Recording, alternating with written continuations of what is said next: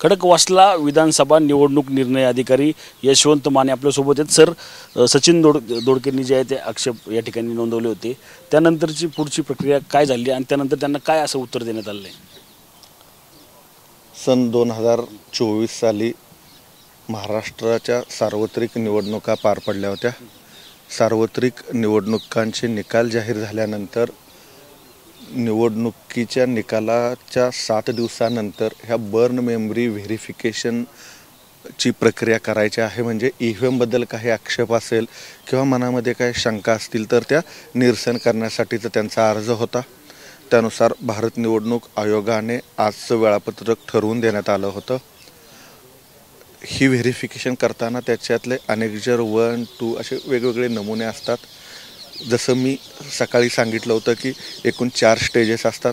त्यामध्ये पहिल्यांदा physical verification होतं, नंतर त्याच्यामधलं जी मेमरी आहे त्याची बर्न मेमरीचं व्हेरिफिकेशन केलं जातं, त्याच्यानंतर मॉकपोल केलं जातं आणि मग व्हीव्हीपॅट मोजणी केला जातो।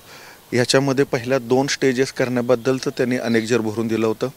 त्यानंतर मॉकपोल घेऊन त्याचा जो डाटा इरेज होणार होता त्या डाटा इरेज करू नये, तो डाटा सुरक्षित ठेवावा असा त्यांचा अर्ज होता। याबाबत आपण मान्य भारत निवडणूक आयोगाला आणि मुख्य निवडणूक अधिकारी महाराष्ट्र राज्य यांना मार्गदर्शन मागितलं होतं। त्यांनी जे मान्य सर्वोच्च न्यायालयाच्या गाईडलाईनप्रमाणे जे 17 जूनला जे परिपत्रक आलेलं आहे त्यानुसार सांगितलेलं आहे की जेवढी अर्जदारांची मागणी आहे तिथपर्यंतच प्रक्रिया करायची आहे। त्यांनी जेवढं अनेक 1 भरून दिलं होतं तेवढ्या प्रक्रिया त्यांना दाखवल्या, म्हणजे की या मशीन सुरक्षित होत्या, मशीनमध्ये कोणतंही टॅम्परिंग नव्हतं याची खात्री पटवून देण्यात आली। ज्या मशीन्स त्यांनी 2 केंद्रावल्या सांगितल्या होत्या त्याचे जे नंबर्स आहेत ते पूर्वी कळवले होते त्याप्रमाणेच होते, ते सिरियल नंबर दाखवण्यात आले।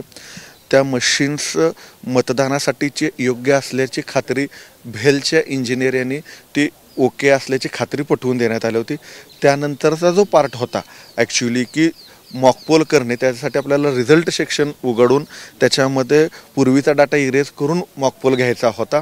त्याच्यावरती तो डाटा इरेज करू नये ही त्यांची मागणी होती, ते आपण भारत निवडणूक आयोगाला कळवली होती। त्यांनी मात्र त्यांची जेवढी अर्जदाराची मागणी आहे त्याप्रमाणेच करा असं सांगितल्याप्रमाणे अनेक 1 पर्यंत त्यांनी भरून दिलं होतं। अनेक 1ची प्रक्रिया संपलेली आहे। अनेक 2 भरण्यासाठीचा मॉकपोलचा डाटा आणि यापूर्वीचा डाटा इरेज करावाच लागतो। त्यांनी डाटा सुरक्षित ठेवायला सांगितलेला आहे, त्यानुसार आपण पूर्वीप्रमाणेच मतपेट्या आता स्ट्रॉंग रूममध्ये सील करतोय। सर, याच दरम्यान आपण पाहिलं तर त्यांनी व्हीव्हीपॅटच्या ज्या स्लिप आहेत त्याचा देखील आक्षेप या ठिकाणी नोंदवलेला की त्या व्हीव्हीपॅटच्या स्लिपा त्या बॉक्समध्ये नसल्याचा त्यांच्याकडून दावा करण्यात आला आहे। नक्की या दावामागचं तथ्य काय आहे?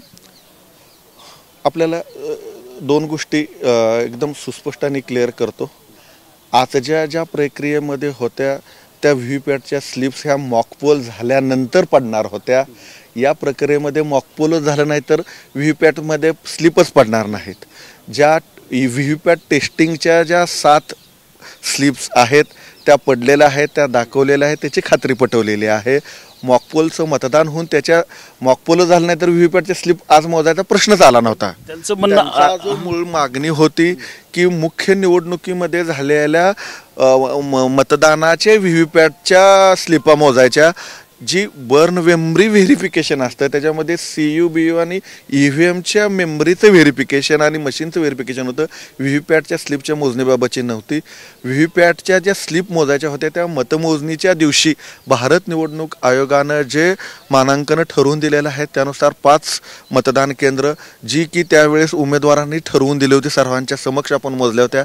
त्या मोजल्यानंतरही त्याच्यामध्ये सर्व मतदान म्हणजे CU मधले मतदान आणि व्हीव्हीपॅटच्या स्लिपा ह्या 5च्या 5 केंद्रामध्ये योग्य पद्धतीने आढळल्या होत्या, त्याच्यात कोणताही फरक आढळला नव्हता। त्यामुळे त्याच दिवशी त्या सील करून आपण संविधानाचे जे ट्रंक असतात त्याच्यात ठेवतो, ते माननीय कोर्टाचे किंवा इलेक्शन पिटिशन असतं तर उघडण्यात येतात। यामध्ये इलेक्शन पिटिशन नाही आहे आणि ह्यांची मागणी फक्त व्हेरिफिकेशनची होती, व्हेरिफिकेशन पटवलेलं आहे। ह्यांची मागणी आता मेमरी आणि ती डाटा स्टोअर करा आहे, त्याप्रमाणे आता आपण EVM सील करून ठेवलेलं आहे। अजून एक दावा होतोय की त्या स्लिपा ज्यावेळेस तुम्ही सील बंद करून ठेवलं त्यावेळेस आमचा कुठला प्रतिनिधी त्या ठिकाणी नव्हता किंवा पोलिंग एजंट त्या ठिकाणी नव्हतं, त्यांच्या सह्या नव्हत्या। मला त्यांचं मागणी काय आहे समजलं नाही, परंतु निवडणूक आयोगाची प्रक्रिया अशी आहे की ज्या दिवशी आपण मतमोजणी करतो, मतमोजणीनंतर त्या EVM मधल्या बॅटरीज काढून बॅटरीज आपण करतो, त्याच्यानंतर व्हीव्हीपॅटमधल्या स्लिप काढून ब्लॅक लिफाफ्यात करून आपण स्ट्रॉंग रूममध्ये ठेवतो आणि ही प्रक्रिया 211 खडकवासला विधानसभा मतदारसंघासाठी मतमोजणीच्या दिवशीच पार पडलेली आहे. आजचा तो प्रश्नच नव्हता. नक्कीच या ठिकाणी ज्या पद्धतीने सचिन दोडकेकडून आक्षेप नोंदवण्यात आला होता ती प्रक्रियाच त्या ठिकाणी त्या दिवशी पार पाडल्याचं जे आहे ते निवडणूक आयोगाकडून या ठिकाणी सांगण्यात आलेलं आहे. रणजित जाधव, TV9 मराठी, पिंपरी चिंचवड.